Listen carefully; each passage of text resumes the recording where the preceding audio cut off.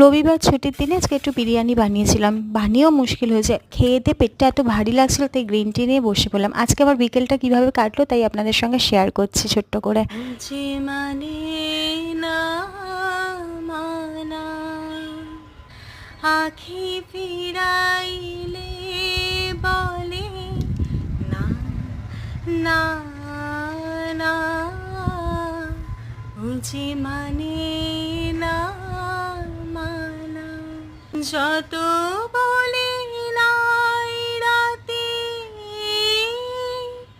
মলিন হয়েছে বাতি, মুখ পানে যে বলে না না না। গরমে সবাই খুব ভালো থাকবেন, সুস্থ থাকবেন। পরের ব্লগে দেখা হচ্ছে।